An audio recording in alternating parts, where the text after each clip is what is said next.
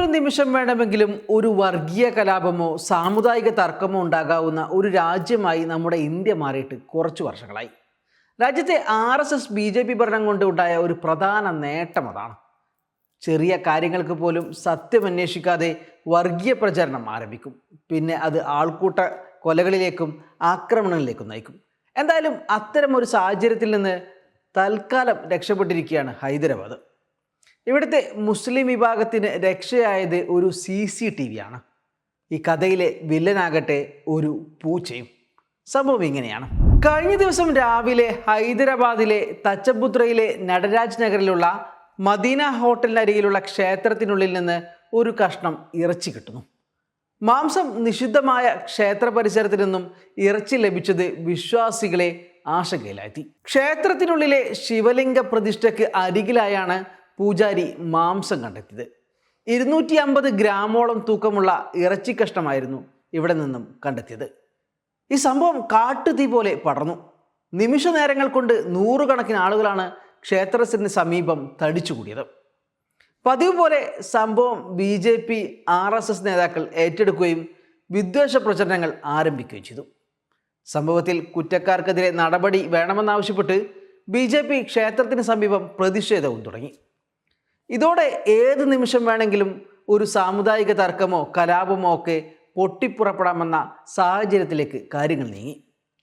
നേരത്തെ തന്നെ എത്തിയ പോലീസ് ഇതോടെ സാഹചര്യത്തിനനുസരിച്ച് പ്രവർത്തിക്കാൻ ആരംഭിച്ചു. ഇത് ഭാഗ്യമായി എന്നും കൂടി വേണമെങ്കിൽ പറയാം.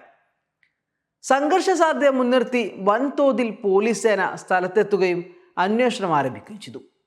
സംഭവത്തിലെ അപകടം മണത്തോടെ ഉന്നത പോലീസ് ഉദ്യോഗസ്ഥരും സ്ഥലത്തെത്തി. പ്രതിഷേധത്തിന്റെ സാഹചര്യത്തിൽ മേഖലയിലെ കടകളെല്ലാം അടച്ചു. സമീപത്തെ മദീന ഹോട്ടൽ ഉൾപ്പെടെ കടകൾക്കെല്ലാം ഭീഷണി വർദ്ധിച്ചു. പോലീസ് എല്ലായിടവും നിലയുറപ്പിച്ചു. അന്വേഷണവും ഊർജിതമാക്കി. ക്ഷേത്രത്തിനകത്തേക്ക് ഇറച്ചിട്ടത് ആരെന്നറിയാൻ പോലീസ് സമീപത്തെ CCTVകൾ പരിശോധിക്കാൻ ആരംഭിച്ചു.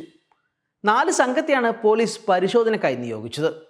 ക്ഷേത്രത്തിന്റെ വടക്കുഭാഗത്തുള്ള CCTV പരിശോധിച്ച സംഘത്തിന് സംഭവത്തിന് പിന്നിലെ പ്രതിയെ കണ്ടെത്താൻ സാധിച്ചു. CCTV ദൃശ്യങ്ങളിൽ കഥയിലെ വില്ലനെ കിട്ടി.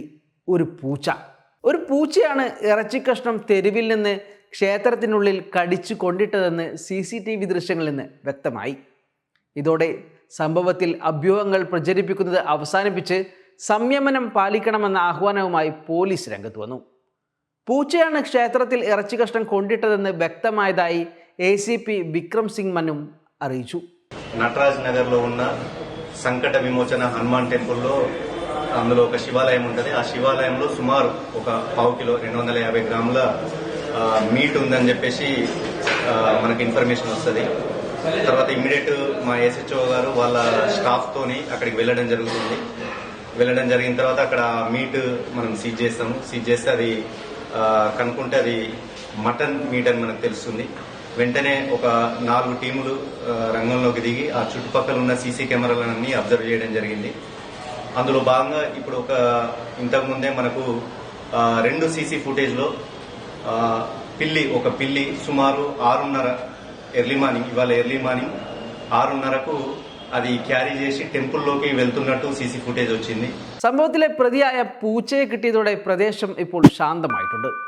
എങ്കിലും വിദ്വേഷ പോസ്റ്റുകൾ ഇപ്പോഴും സോഷ്യൽ മീഡിയകളിലും മറ്റും പ്രചരിക്കുന്നുണ്ട്. ഇത് കണ്ടിട്ട് മറ്റെവിടെയെങ്കിലും പ്രശ്നങ്ങൾ ഉണ്ടാകാതിരിക്കട്ടെ എന്ന് നമുക്ക് പ്രതീക്ഷിക്കാം.